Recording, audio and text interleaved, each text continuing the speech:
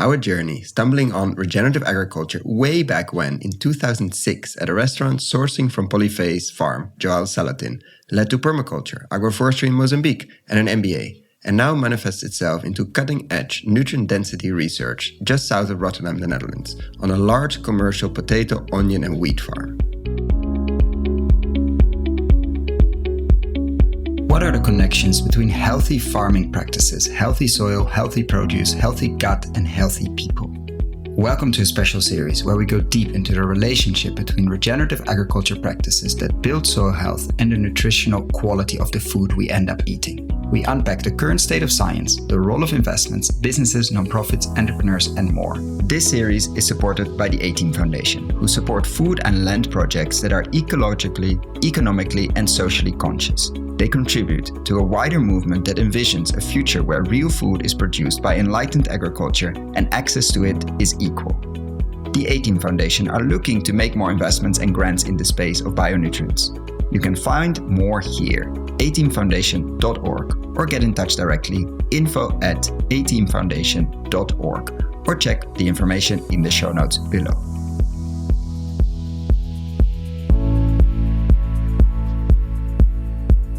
Welcome to another episode today with the Nutrition Project Manager of the Soy Heroes Foundation, Yasmine. I'm very much looking forward to dive into the research, of course, your journey, and also on a farm that we visited many times, and we've recorded a number of episodes, which I will all link below, so we're not going into that now.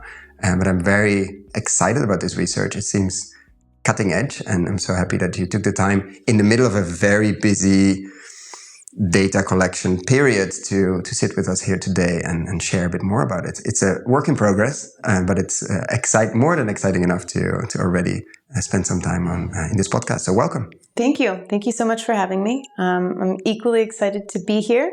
I've really enjoyed listening to your podcasts and I've learned so much. So yeah, let's dive into it. Let's dive in. And we are in person. In not a soundproof studio, so you might hear a bit of background noise every now and then. We're in Blue City in Rotterdam, and the Fresh Ventures second cohort just started, so they might be busy brainstorming, system mapping, and all those kind of things. So you might hear something, but that's part of the game. So to start with the personal question, I always like to ask, of all the different career paths you could have chosen, or nudged into, or accidentally stumbled into, how did you end up working so deep, literally in this case, on soil?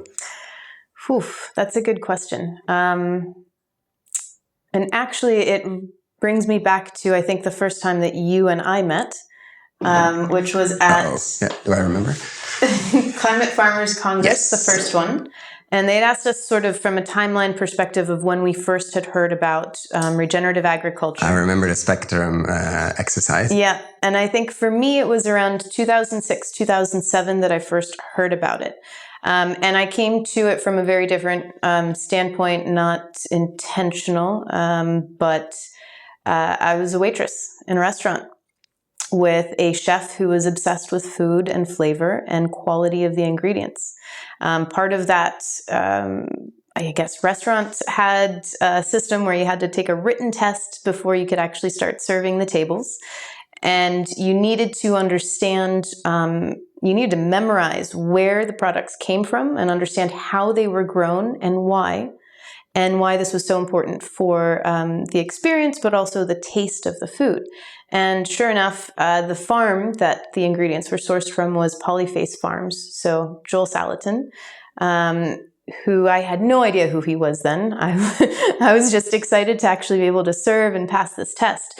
But that's really where, for me, it sparked the connection between how things are grown and the impact they have not only on our taste buds, but also on our body. And so that's really where it started for me, starting to look at that. And then I went and worked on a vineyard and got into soil through that, actually. So learning about how important soil is for wine or vines, and the difference in flavor profiles that different soil has. I mean, we have soil sommeliers who can,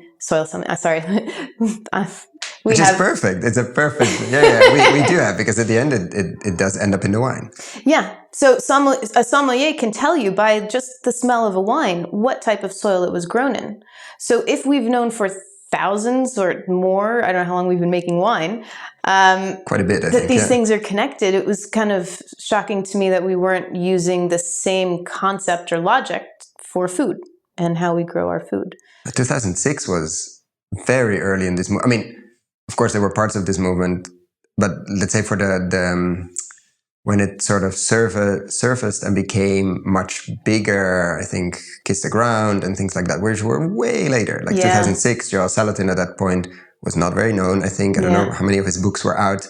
I don't know if The Omnivore Dilemma was already out, but I don't know. I don't think so. Yeah. So that's early on. And what a luck that you ended up waitressing at that restaurant and not another one down the block that didn't have a test like that or didn't have this sort of filter. Yeah. Exactly. And then the wine industry is known, like most of the, I think, higher end, really well tasting ones are on the biodynamic street without saying it in many cases. Yeah. Because they want to sell, which is interesting that sort of still has this stigma, but many are taking the soil very seriously. And it's indeed weird that the rest of our food system is like, the soil is not irrelevant, but sort of doesn't really matter. And everybody that geeks out over wine is only talking about that. Exactly. Yeah.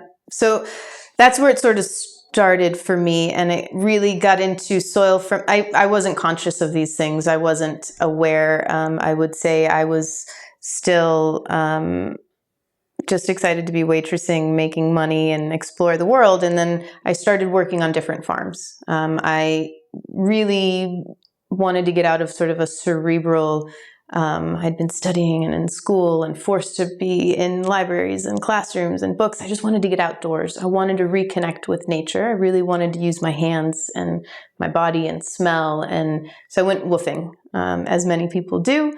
Woofing is an acronym for those that don't know. It's Worldwide Opportunities on Organic Farms. Which I think has been a launchpad for many careers. It's not the first time this comes up. And it's interesting how that has had such an impact on many lives. Yeah. Imagining also yours. Absolutely. Yeah. So for me, it was a different type of learning. So I'd been taught my whole life to learn with my brain. And it really, I think, learned that you have sort of other senses, your heart, your hands, your body in sort of a maybe soul type of a way that really connects with the land, or that really can be influenced by other factors when you're out in nature. Do you remember was there a moment that clicked is not the right term, but where did you go woofing, and was there a specific farm? Because usually people go to different ones as well, like in a year or in a period. Was there a specific one that led, let's say, to that realization that you can learn other ways? Yes, I would say there probably was. The moment that I most remember, so I went woofing in Spain, and I spent about 6 months or 7 months on different farms. And there was one farm where I don't know, I don't think I was aware of there being a click, but something started to shift for me. And I was actually not so into nature and plants as much at the time. I was also curious about Spain and wanting to travel. So I was using woofing as a way to see the country. So this was a farm in Ibiza. Mm-hmm. Not a bad place to be. Not a bad place to be. Most people don't realize, though, that it has its own language, Ibichenko, because it's been an island forever. They have certain animals, but also certain plants that are unique to the island. So I just happened to end up woofing on a farm where they were bringing back or sort of maintaining a certain type of sheep. It had these really long ears and long tail, really cute. But then the farmer, Jose, what he was also doing was he was going around to all of the older generations of Ibichenkos who had been seed saving for ages. And he was trying to preserve the seeds that they had. And there were different kinds of things, of tomatoes or of, watermelons and what I had been used to growing up in the US. And so that's where I was like, oh, wow, not only, like, I hadn't even thought of the fact that, certain types of food could die out with the people who were preserving those seeds or who were maintaining those seeds. But it was also just a different way of living with the land and looking at and experiencing, I should say. It's not looking at, it's really being there and allowing yourself to be affected, I guess. Looking at is what you used to do in the library. Yeah. This is different. Yeah. Yes, and it's exactly. interesting, Ibiza, because I will link the interview below, if I remember, with Juntus and with Christian. Like, it seems like it's on a sort of regenerative renaissance. Like, it seemed to be sort of at the forefront of that. There are quite a few well-funded farms. It's a very busy island, obviously, in terms of now and then also then. In terms of tourism, it imports most of its food. Like, and it attracts a certain type of people that can afford certain things as well. And like, if you cannot make it work there, like what? And so we explored that in an interview, and it really put it, for me at least, on another, like, it's known as the party island, and it's known, I think, the North as the yoga and spiritual place. But I never thought of it as a farming place as well. And of course, it is very fertile in the middle of the Mediterranean island that consumes a lot, imports most. If the ferries stop, they have 2 days left of food, and that's it. And with that combination, it really sparked my interest, like what kind of spot that could be. But of course, this was, that's what's happening now. And when you went, the organic movement for sure was strong, but this was 10 plus years ago. So it was also a different moment in that regenerative movement. Have you been back since then? Or have you? And as we're talking just now, I was thinking, man, I wish I could go back. I haven't been back. I haven't been back at all, not for any reason, to Ibiza. So it'd be really interesting. I'd love to try and find the farm. Yeah. And I've met a lot of interesting people, actually, Groundswell, even some farmers from Ibiza, or at least one. Yeah.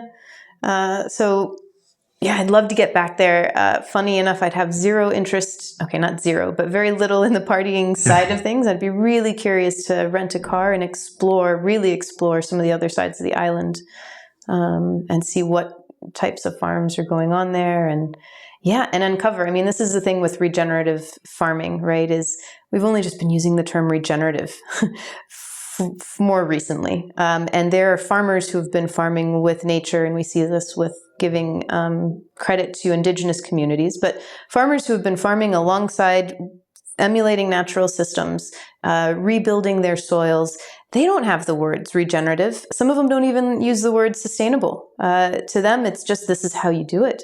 And because this is what nature, shows us. And so I'm also curious to go and explore and find out who's been doing what there for the longest. What do they know and take for granted, for example, from a management perspective? That's not so normal. Yeah. Exactly. Yeah.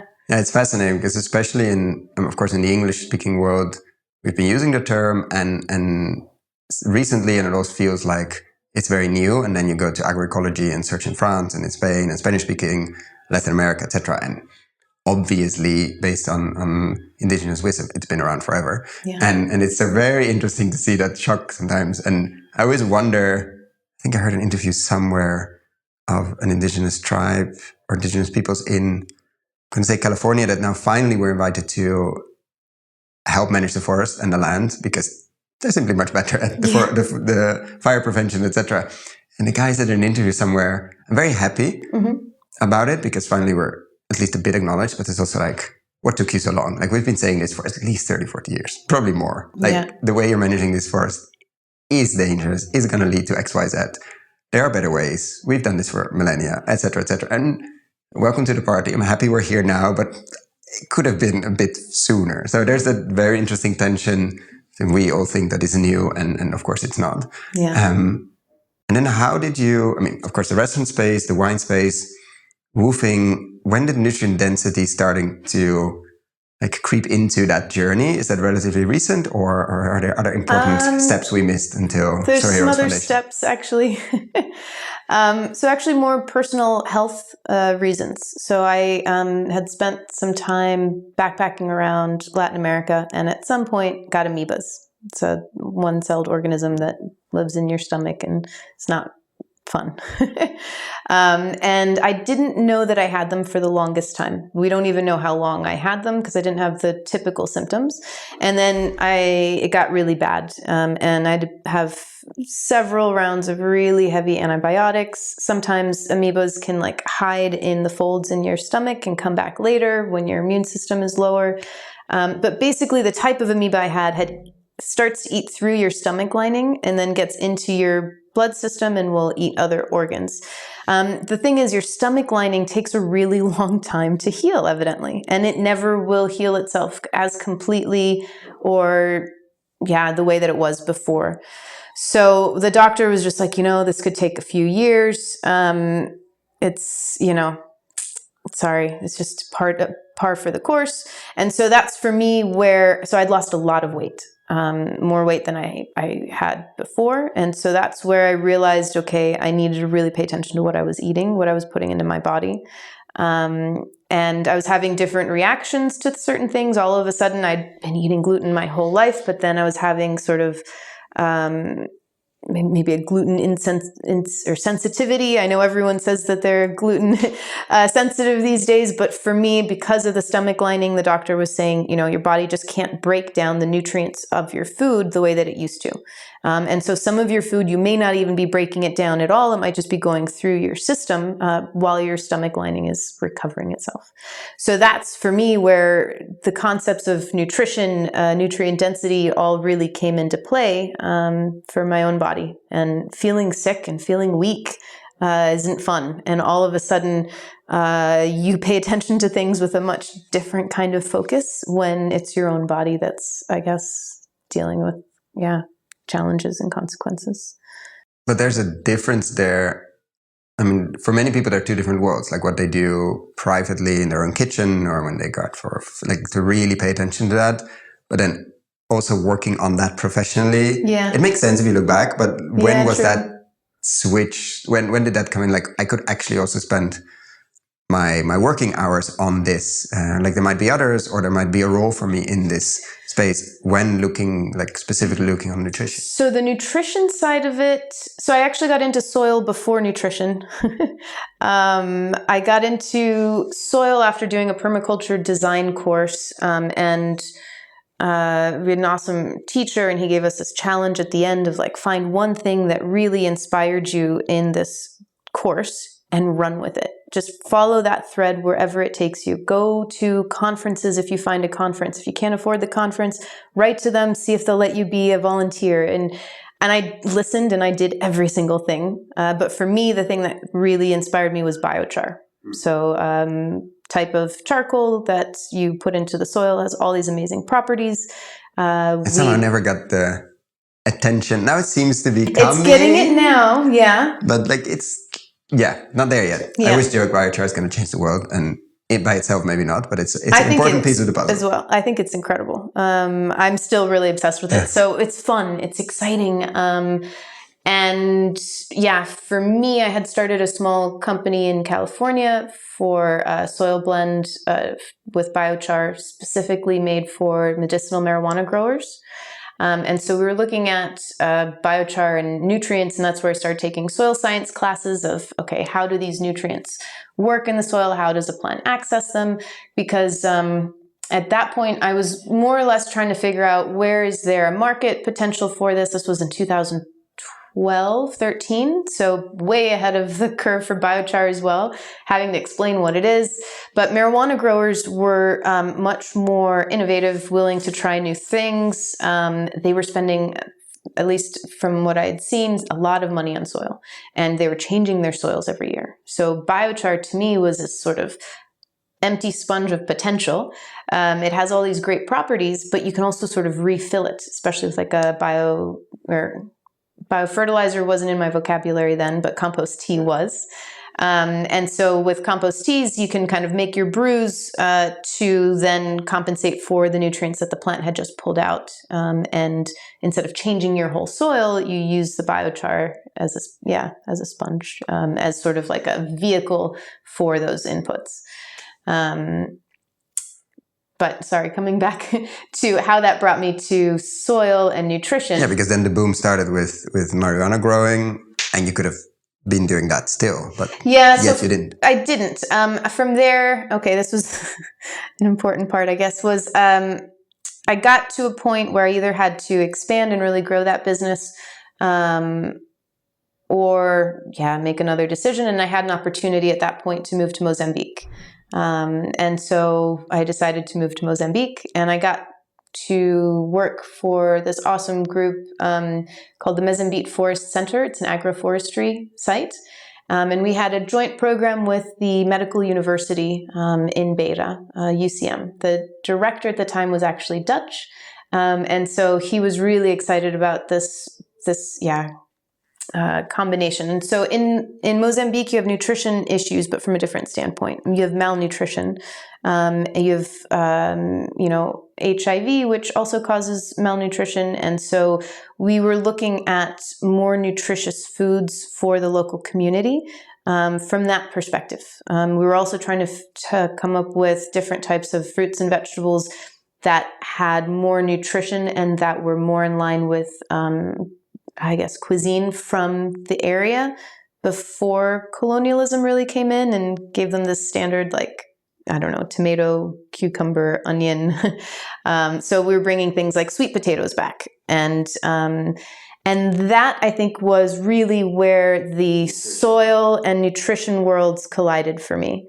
And it was really exciting. And I think the reason why I ended up going in this direction for work was it was exciting, it was challenging, but more than anything, it gave me hope. So climate change to me is very real. We are just starting to see some of the challenges that are coming. I think it's incredibly depressing how little has been done, is being done.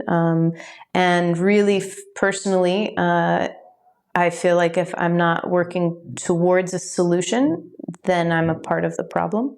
And so I think that for me, it gives me hope. It gives me something to look forward to. I enjoy the people, the process. That's, I guess. And then from Mozambique, how do you end up in Rotterdam or a farm just south of Rotterdam, going deep into different crops, but definitely the nutrient density or nutrition capacity, of that? I would say that I was probably inspired also by the director of the medical university, who was Dutch. He would tell me all of these, the Netherlands, it's so great. And he didn't talk about all the rain. It's funny that we don't mention that. Yeah. So I think that sort of had put it on the radar for me. But really what I wanted to do was figure out, how can I help farmers? How can I have some impact in this space? I didn't know then that I would have this awesome opportunity that I have now to really get my hands dirty and to be a part of this kind of a study. At that point in time, I knew that I wanted to work in sustainability. I was trying to think back. I really was trying to decide between a master's in soil science and what I ended up doing, which was an MBA. So why study business if you're interested in soil? Well, you can have the best soil management practices. You can be the most sustainable. But what I had seen both woofing, working with farmers in Mozambique, working with other types of farmers in the US, was unless you had a handle on the business side of your operations, it didn't matter how sustainable you were, because you couldn't continue with those sustainable actions if you can't afford to pay your rent, your mortgage, and to make that operation that is self-sustaining. So I thought that if I studied business and just kept my focus on soil and farming while I was studying business, that I would be able to figure out how to position myself in a way to help other farmers figure out the operational side, the business side of things, while looking at soil and nutrition. And now the study you're doing, it's a 4-year project. Yeah. It feels from the outside very cutting edge. Can you describe it? I'm not saying in a few sentences because that's not fair. What you're doing and what you're doing with the Soil Heroes Foundation in this field on a large, we've recorded interviews with Jeroen Klompen, which I'll put below, and Melanie as well, his partner in crime and partner in life as well, who leads the foundation. Yeah. But it's a very big commercial farm, especially for Dutch standards, and yet they're also doing the cutting edge research. Yeah. What does the research entail, and why is it so unique? So it's a 4-year study. It is a nutrient density proof of practice. It's unique for a number of reasons. I think one of the most important ones comes back to both Jeroen and Melanie and their farm and their dedication towards regeneration, and what they've been working on there for the last, I think they're in their 8th year of transition for some of the furthest areas. Which is nice because they have some that recently came in, and there's some interesting picture. I tried to find it on potatoes from a field they leased, I think, a year or 2 years ago, and from fields that have been transitioned for 7. Yeah. And the difference, you don't have to be a potato guru to understand the differences between those, but so they have the full spectrum. You can, as a scientist, you can play. Yeah, absolutely. So that's just it. So it's a 350 hectare farm. 200 hectares are in some, level of transition. And so you have the ability to look at the regenerative side, but also see the conventional side. And so that's one of the things that makes this study so unique, is that we have the ability to have both of those in the same place. And so we can look at them side by side. And so that's really the study's purpose, is to see what management practices have an influence on the nutrient density of a final crop, but really wanting to understand from a farmer's perspective, what is going on in terms of the nutrient cycling? How can we affect that? How can we, what management practices are going to have more of an influence or less? We don't know yet. We're really excited to find out. I would say it's also unique because, so you've got the large size farm, you've got the pioneering farmers who are willing to take risks, who have taken risks, who are willing to share the good, the bad, and the ugly, what worked and what didn't work. And so it's really specific also to the context that we're in, which is the Netherlands, so for Dutch farmers.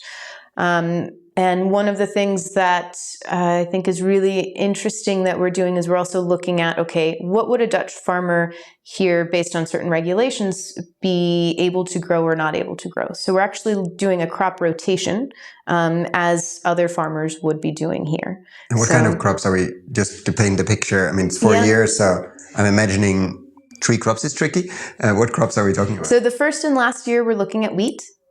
Then we've also got potatoes in there. And then it's either going to be flax or buckwheat. We're not sure which yet. In the third year, basically, We should have that. Actually, that one's coming up, I think, next year, but we should have that decision soon. So the other thing to keep in mind here is... the rotations are the same. The fields are very similar, soil type. Yeah. Climate, weather, of course, is the same because they're sort of side by side. The only difference is management. Yeah. And so what we're also looking at is till versus no-till. And so we have till and no-till right next to each other near the farm, so people can come and visit. The conventional is in an area that is a conventional plot, so it's just a little ways away, and that, of course, has been tilled. But it's just fun to stand there and go, well, what's the difference between, are you seeing this between the till and the no-till? I mean, little things even, like I was just hammering in stakes so that we could have our plots, identified. And man, my shoulder on the one side was really hurting, on the other side, just one swing, and it just went right in. So, which says, it's one of the tests they always do on farms, right? Yeah. So you bring a stick and let's see how easy it is to push it down. Yeah. So, being able to see those side by side. I mean, even like weeding, I was out there weeding. You wanted to get your hands dirty. That's what you said. I did. And yes, they're always dirty now. So. And so where are we now in terms of study? And have you seen things? And how does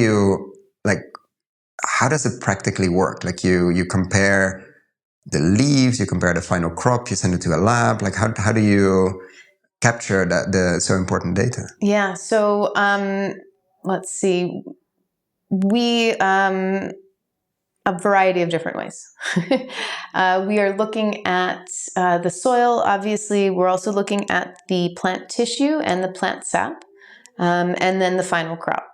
And what we're trying to figure out is how do you choose those? Because there are a gazillion other things you could probably be measuring, and probably over the next years we will come up with other things. Oh, that's also really important to look at this and this specific acid, or this and this. Yeah. Like, how do you limit yourself and choose something that is still scientifically valuable and relevant, also in 4 years, but also doesn't drive you completely nuts?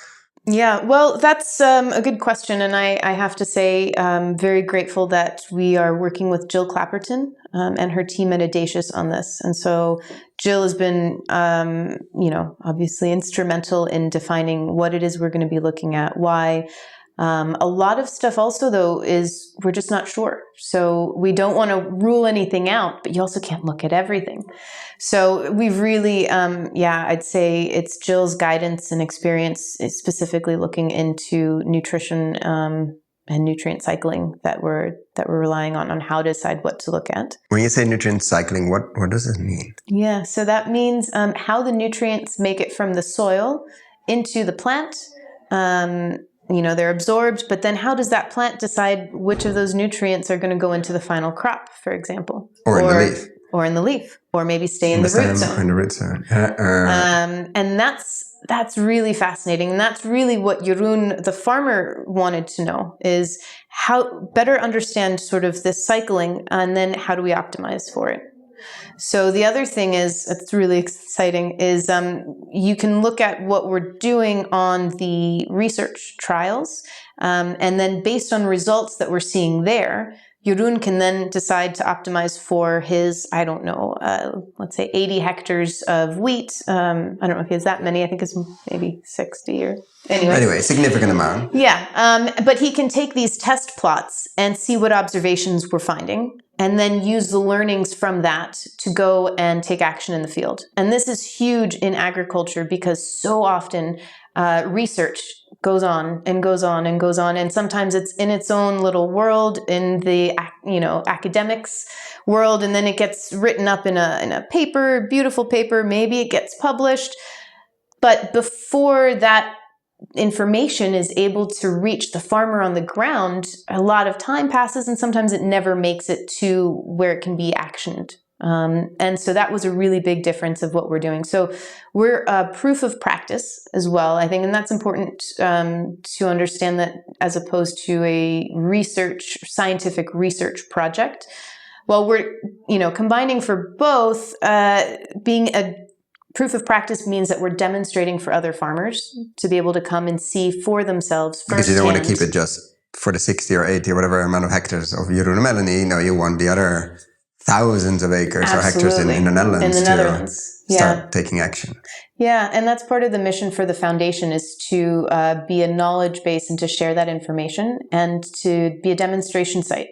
So one of the biggest issues in general in Regen Ag is mindsets, right? How do we get a farmer to change their mind? Well, it's definitely not by going and telling them what to do on their land that they've been, they need to make that decision for themselves.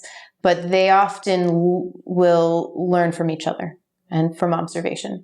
And so that's really what we're trying to do, is to demonstrate and to create resources for other farmers, not just in the Netherlands. Obviously, because of context, we're specific to Dutch farmers.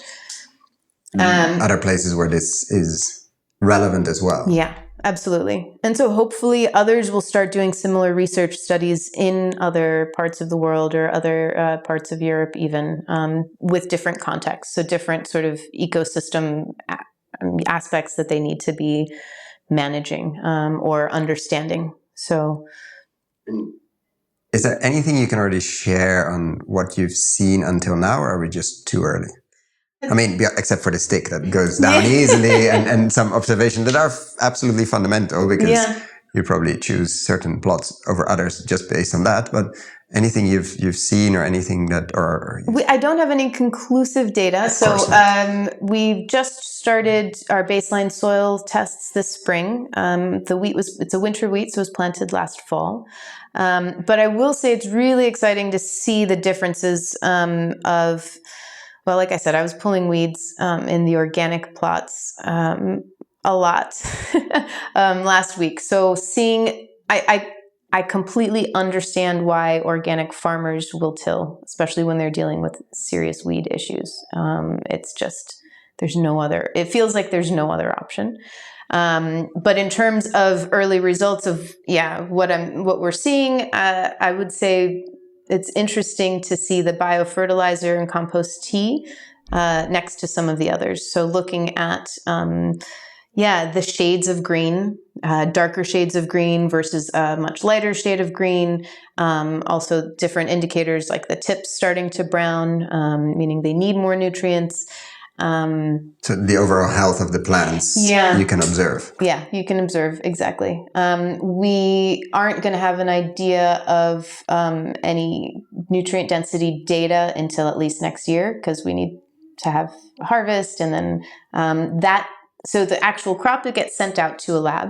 But a big part of what we're trying to do also is figure out how much can we observe on our own on the farm. And so we've built our own farm lab where we can look at things on site. So we know that nutrients over time will diminish in a freshness is really critical. Yeah. So the idea is, if we were able to look at things at the farm immediately, and we can understand where that nutrient level is starting at. It'll be interesting to see then the difference with the lab a few weeks later, or a week, or whatever time it takes. I remember Teak Origin, who unfortunately didn't make it, but I think the intellectual property is still somewhere. But they looked at, I'm going to say, strawberries from an organic farm, and they measured straight on the farm, and the levels were off the chart in terms of the vitamins you wanted, etc., etc. Then they compared it on the shelf compared to a non-organic strawberry next door. Of course, they didn't look at pesticides, and we know strawberries is definitely part of the dirty dozen, but the difference wasn't there anymore. So there's somewhere in that, maybe it took longer, because there was a really big point of how freshness is important, but maybe it took longer to get to that shelf, or maybe it's been on the shelf much longer, maybe a lot of maybes. But on the farm, they saw a massive difference between the two. On the shelf, not anymore. So somewhere on that value chain, something happened, and maybe just time, which we see in other things as well. So it seems fundamental to do that immediately off the plant. You notice it with the tomato. I think John Kemp keeps sharing that story. Like, if you take it off, you feel the little hairs, and then 10 minutes later, they're gone. Yeah. And so something has changed in that plant. And everybody knows, if you eat a tomato straight off the plant, it's very, very different from anything you can get later. So one little thing about tomatoes I always do is I smell them. If it still smells like the plant, like the tomato plant, at least in my mind, it must be fresher. Because often you don't have that fresh tomato smell. So whenever I smell a tomato that has a strong smell, I get really excited. So you're asking what we're looking at on the farm. We're trying to figure out what parameters are indicators of nutrient cycling, of plant health, but also what can we look at on site. So right now we're doing our baseline tests. We're looking at the soil. We're trying to understand some baseline parameters. Really excited. Next week we're going to be digging for earthworms. And then after that, we're going to be looking at soil respiration. So looking at the biology, we're using Solvita for that. We're also going to be looking at the fungal to bacterial ratios, the microbial biomass, I guess, with the microbiometer. And these are things that other farmers have access to as well. So we could send out to a lab for all of this, but we want to see, okay, how much can we do? How much can a farmer do themselves if they wanted to? And just sharing and showing every step of the way. So we're very eager to share all of it and as we go. So I think hopefully tomorrow I'll be looking at sap. So depends on if we can get enough juice out of the leaves. So we're also looking at plant sap. Then we're also going to be looking at the plant tissue. So we're going to be looking at the minerals. And then what else? I mean, we're looking at, different properties of the soil, water holding capacity. So like infiltration rates as well. Let's see. And then it's a lot. Yeah. And then mapping that over different crops, different plots, and then that's a massive amount of data. Yeah, we just had Peter Big I think it should be out when this is out as well. Looking at, I think it's a 5-year study pairing 5 different farm couples, like in the US, on ranching. And so one having adapted rotational grazing or AMP grazing or holistic grazing, whatever we want to call it, for a number of years, and then the neighbor that didn't. But good conventional neighbors, like not that they said we didn't choose the cities ones. We wanted to compare fair, just over the fence. Like in 4 out of 5 cases, it's literally over the fence, the same slope, the same angle, the same everything except the management. And they measured everything: the bugs, the carbon, the methane, all the towers you can imagine. And they said that's why it took so long. The data they had to go through, but he said, the fact nobody does that. Like the pairing next to each other, almost next to each other. But there was the big underlying question was, if we show this data, first of all, if it's positive, look also on profitability and the numbers, and we shared on the porch of the neighbor, would he or she change seeing this? Like that was the underlying, and that's why it became a documentary. Yeah. And so it's coming out now. He hinted towards that, yes, the data, first of all, the data shows very interesting impact results in terms of emissions and carbon equivalent, etc. But also, of course, that's the 4th episode. It's 4 documentaries. The last one is that, like the confrontation, basically, like showing the data, let's see if something happens. And it's just fascinating to see. He told one story of a farmer saying that the rancher never asked his neighbor what they are doing differently because he wanted to be polite. And the non-conventional one, the holistic grazing one, never told the other one what they were doing because they also wanted to be polite. So somehow this revolution hasn't spread because we are too polite to tell somebody else what to do. Not what to do, what you are doing, and that there might be a way to improve and might be a way to do things differently and to have much healthier animals, way more birds, way more XYZ. Yeah. But yeah, they had 20 scientists, took 3, 4, 5 years of fundraising just to get the budget. And it's been a brutal journey, but very happy somebody did it. And happy that somebody's doing it on the nutrient side as well, because this is fundamental work. So what do you feel that is missing, or what do you hope that others would step into, or like if you have like a message to, we're going to get to the message for investors, but the message to practitioners or researchers maybe listening to this, where we say, I would love if somebody starts researching papayas or researching grain combinations, or maybe the integration animal grain, or what do you think, like, if you wouldn't be working on this, like other exciting places where this nutrition knowledge is really lacking, or maybe it's everywhere and we need all of it, but what are exciting pieces for you to say, wow, I hope somebody does that? Or what's really exciting for me is also what's frustrating is how little we actually know, how little information is out there. And so I would say... When you say how little we know, what do you mean by that? Yeah, so how little we know from a nutrient standpoint of this life in the soil, or this... let's maybe even take a step back from just the soil, but this combination of soil with this ecosystem or whatnot will give you this result from a nutrition standpoint of you're going to have maybe more variety of these micronutrients, but then you're going to have, 3 times more iron, let's just say, as an example. We don't know what to do to have those end results. And so we don't know how the mechanism works. Like we know we can now measure the end result in many cases, and I think Joe talked about it in our episode as well. Like there are massive differences, but we don't really know, okay, what I did on the land translated into 3 times or 2 times or 5 times or 0 or 1. Like, yeah, exactly. We don't know if we influenced that. We don't know if it just so happened that there was a bacterial community that was really good at unlocking certain types of nutrients that were in that soil that you happen to be feeding incidentally with your cover crop, or we don't know the mechanics of how to get to this end result. And so for me, I'd be really excited just to have more people in different parts of the world, all over basically, doing similar research, because we're just one study, and we can only look at so much, and there's just so much more information left to unlock. I think that, why do we grow food? What is the purpose of agriculture? It's to nourish our bodies. Yeah, because then there's the next step, like how does 3 times more iron nourish your body or not? But it's a whole different piece, fundamental, but also there, most of farmers don't grow. most of the large commercial, let me rephrase there, but like the extractive side, like if you look at, I think just a study was published on where most of the subsidies in the US go to, 72%, I think, go to large mega farms producing ingredients, let's say, for either the CAFO industry or ethanol, etc., but not food. And so we're not really feeding. Like, always the argument is, but how do you feed the world? Like, we're not really doing that now either. So it's a very good argument for us and for other people. Like, okay, prove you can feed people first. Let's start with that.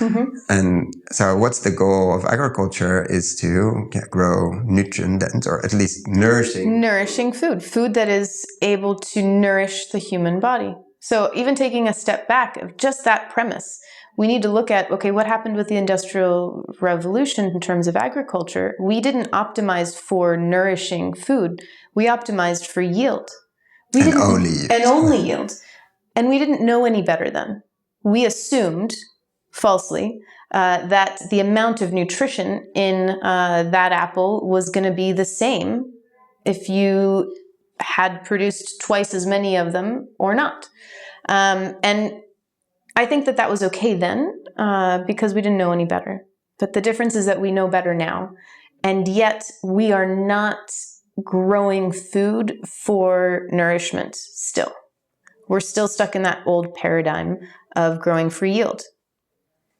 Do you feel that this research, that focus on nutrition, that I think many feel in this space as well, could be the key to unlock that blockage or that tension or that and I think that there's a big myth that's perpetuated of regen ag can't feed the world. There's this whole concept of, well, we need to feed the world. Well, are we really focused on feeding the world? Because a third of what we produce goes to waste. I don't know. It's and I think we scratch the surface on production. If you see, of course, what we produce, a big chunk of it doesn't go to feed us, which is something we can change very easily. Like, we have a lot more hectares to produce food, maybe.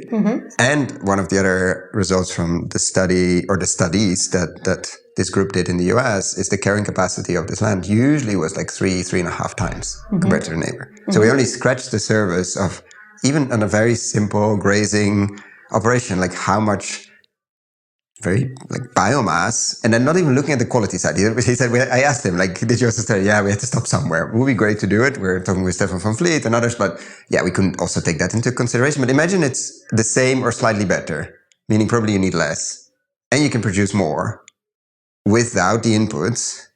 That becomes an interesting dynamic, even an interesting answer. How are you going to feed the world? Like this? Plus, we have all the other land we can use because we're not feeding. So there's, it's a sort of easy myth or easy delay, I think, that people like to throw into this. Well, here's a question I have, and it just came up as you were talking. But so the agriculture that grows, let's say, crops for oil or gas or whatever, not for food, do we use different management practices when we're growing for not eating versus when we're growing for eating? Because if we use the exact same management practice for very different use cases, again, what are we doing? Shouldn't we know better? It's a good question. It's why do we manage land like that? And how, what do we optimize for? Yield? And not even asking the question where it goes to. Does it become corn fructose syrup or ethanol or food or feed? And only one of the four is super relevant. And so your main advice would be, please all go and do this research, because we need some, in your specific context, because we need so much more of it. Yeah, I would say my advice would be, if anyone is on the fence of, should we not, go for it, do it. Follow the thread. That thread, the rest will come into place, even if you're like, oh no, I'm just one farmer, how could I possibly, just go for it. Reach out to people that are already doing similar research. The Bionutrient Food Association has been doing some awesome work. I think at least for the US, I don't know if people, I know that they have like a citizen science side of things where people can send in their own. And a lab in France, I think. Yeah, they have a lab in France, true. So there are people doing this for a while, which you can plug into and... Yeah. But we need data. We need diverse data. We need data sets for, I mean, I would say literally every crop, you know, and not every just, management and system. and in different contexts, different climates, because our climate is going to be really unpredictable. So we need to have a better sure, for the context that we're in here, one might say, okay, well, if we just study for, let's say, the Dutch rain or the Dutch this and that. But we saw last summer, it was one of the driest and hottest summers that they'd had here. So, and the year before was the other most dry and hottest summer. Like it was, yeah. So farmers, okay, they understand their own context, and yes, regen ag practices are very context specific. But what happens when your context drastically changes because the climate drastically changes? Well, you'll have to lean on others maybe that have experience in those conditions. But we need them to do that research. We need to have that data to share. And in the field and not locked into a university somewhere. And like, that's why this practice is so crucial. That's exactly it. Yeah. Because, what good is it if it's in another, paper somewhere on a library shelf? What we need is boots on the ground, people making experiments, making mistakes, learning from them, sharing them. What did you learn? How can, because I don't know, I see this as like the very early days of a big movement. And if we want to help all of these conventional growers. So somebody that's been in it since 2006. Yeah. Yeah. This is a multi-generational marathon. Yeah. Yeah. And we need to be looking, many years ahead. We need to be looking at, okay, so in 5 years when the weather is really unpredictable and we have, maybe very big extremes, what data can we have collected? What learnings can we have amassed in the next 5 years to help us when we get to that point, and to share with others? And then from the finance and investing and let's say the money perspective, what would be your, of course, without giving investment advice, but your advice to them? Go out and fund it, or focus on, I don't know, making the labs cheaper, easier on farm, or something completely different, focus on the seeds? Or what would be your main, let's say, direction for the world that's managing their own, but also other people's money? Let's see here. For funders, I would say a couple of, things. Wish list. Yeah, the wish list. I would say do not underestimate nature. If you're looking at making some kind of an investment or something sounds really great and awesome, and there's all of these bells and whistles on the tech side, there's so much tech.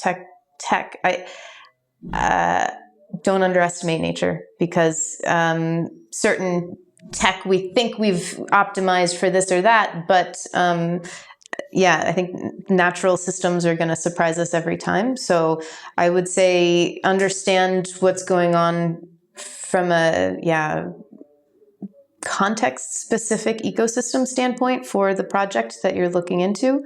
I would say for investors, go for it. Don't hold back. Don't be so cautious, because in 5-10 years you're going to wish that you had made those either mistakes or jumps forward that really helped us innovate on a large scale.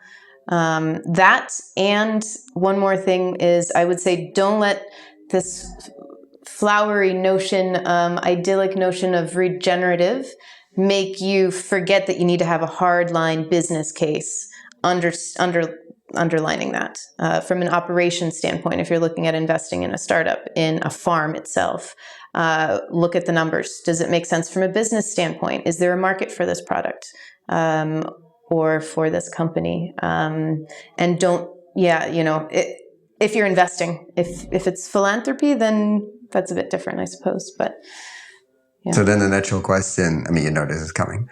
What would you do if you'd be in charge of an investment fund? Some of it could be maybe partly philanthropy, but let's say most of it has to come back at some point. Could be very long term. So I'm definitely not putting, it has to be 4 years, 2 years, 5 years, etc. But a financial return would be nice at some point. If you had to put, I'm usually putting the number of a billion euros to work, or dollars. what would you do? What would you focus on? I'm not asking dollar amounts, and I want to know, okay, it's like 100.2, etc.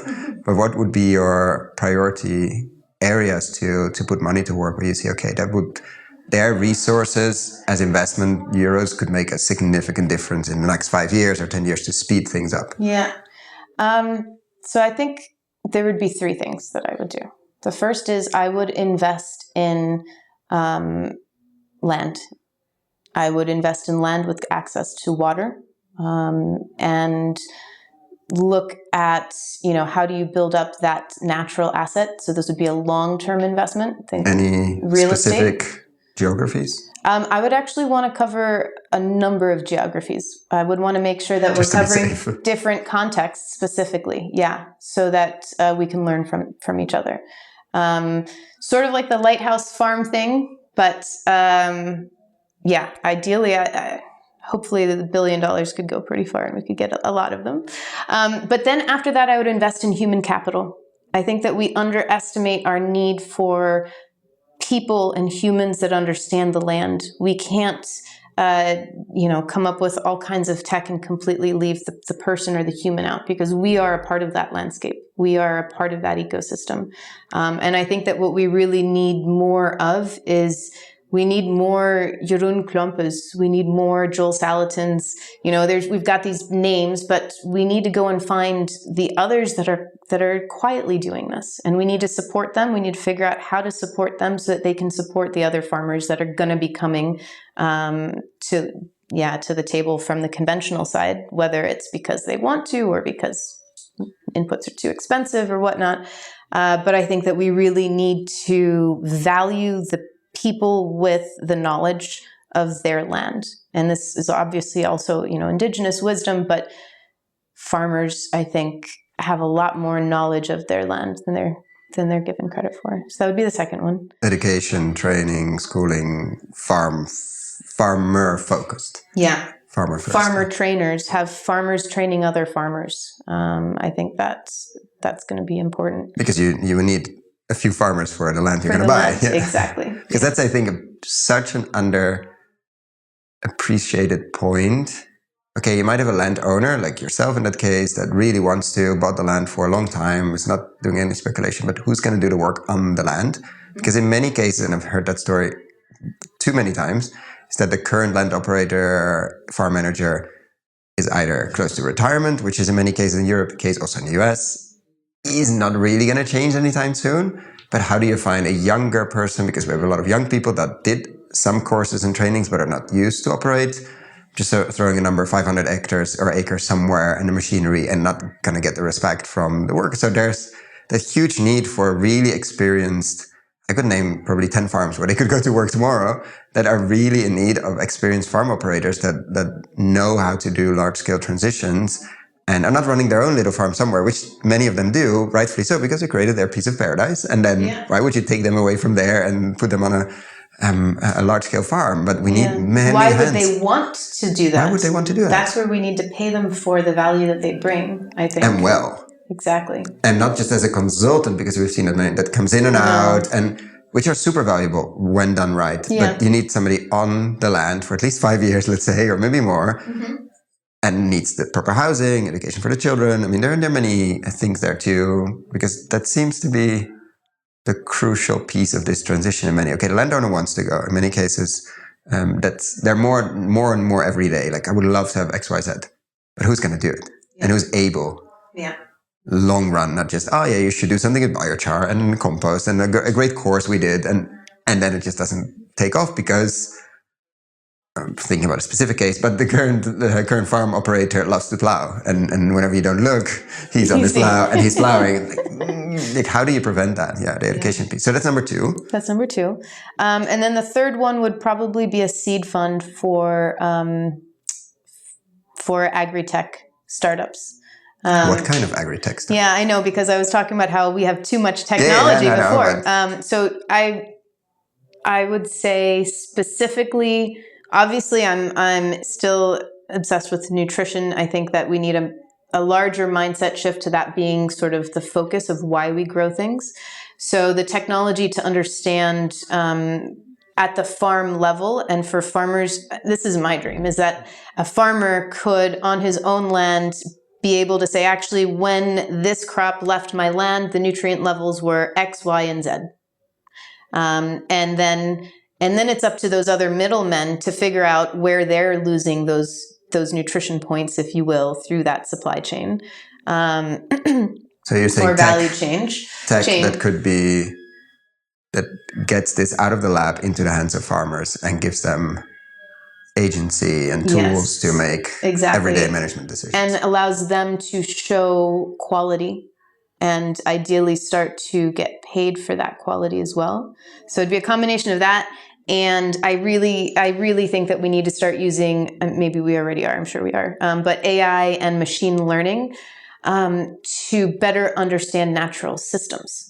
Not to replace those natural systems. No. But I think that there's a role for precision ag where the human mind just can't actually look at all of these different factors that are going on in an ecosystem. The weather changes, the soil changes, all of these things. But I do think that AI and machine learning can get to a point where we're able to do that. Maybe it's 10, 15, 25 years. I don't know. But even earlier, I think I remember Jeroen in one of our earlier conversations saying, it's great, I fly my extremely expensive drone because it was one of the first ones over the land. I get, I don't know how many terabytes of data. And then what? Exactly. We're not meant to, he's meant to walk through the field and feel what's happening, as we discussed in our Farmers Philosophy series. But if you could feed the data to an algorithm and say, okay, find the weird pieces, like who's struggling here or who's not, and maybe I'm not even why, but at least I know where to look, especially if you're managing 350 hectares. It says, we're getting too much data, I need less. I'm dumbing down on technology because I'm getting too much data and I don't know what to do with it. Yeah, that's absolutely true. There's too much data. I think the idea would be the farmer can walk through the land, feel something is off, go, you know what, this just doesn't look as vibrant or green or as I thought it should. And then they can go in, they can run their, AI-powered drone data collection system that can then give them more precise information. And maybe this, along these lines, would help lessen the need for already skilled practitioners to manage actual properties or land could be projects. Augmented like a co-pilot. Yeah. So that's. But we've seen that. I remember one in India where they, on a market garden level, very intensive, and the agronomist flew a drone over most of their fields once a week, and basically from that could already, without visiting, point out the issue areas, and through the app that the farm operator was using, he could basically give the orders of, say, okay, we need to spray a bit of our own homemade pesticides in this way, or we need a bit of fertilizer there, or without having to visit all these farms every single day. So there's so much possible there. Yeah. And the question is, how do we make the business case underneath it? Because so much tech, let's sell this to farmers. It's not that they have the biggest margins in the world, that they can afford all kinds of weird, interesting tech. They take a bet every time, and most of the times it's irrelevant tech, and it's gonna hurt their bottom line quite badly. Yeah. So there's that business case piece is fundamental there. And then it's not a final question. Usually it's not.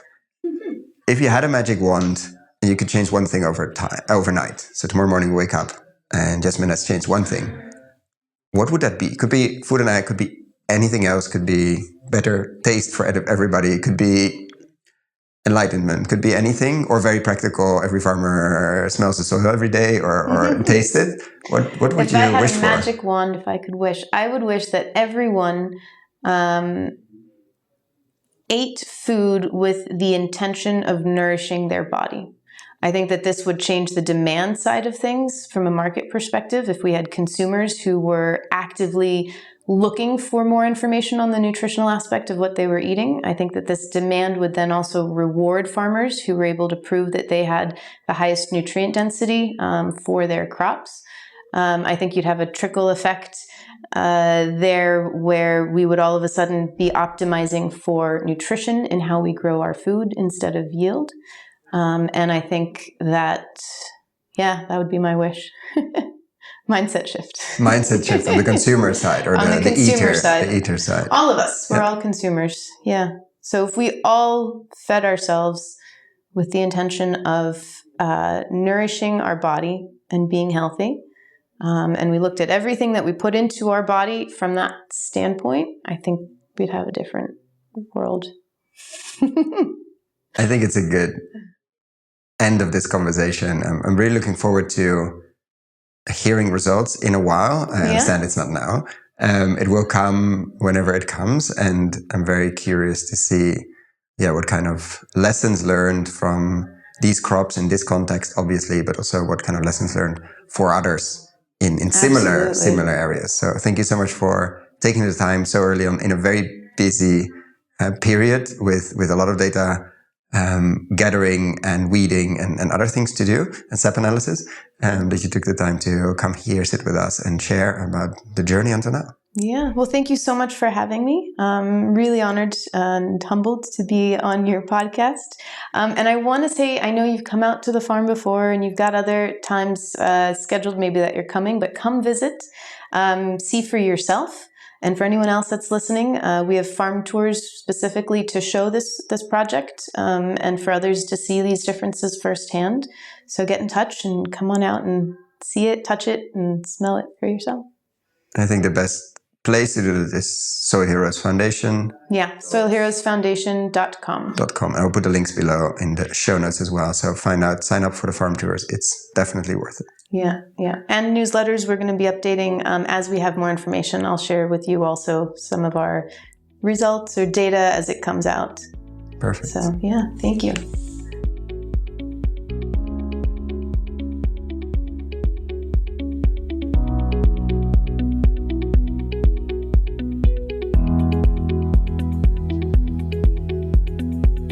Thank you so much for listening all the way to the end. For the show notes and links we discussed in this episode, check out our website, investinginregenerativeagriculture.com/posts. If you like this episode, why not share it with a friend or give us a rating on Apple Podcasts? That really helps. Thanks again and see you next time.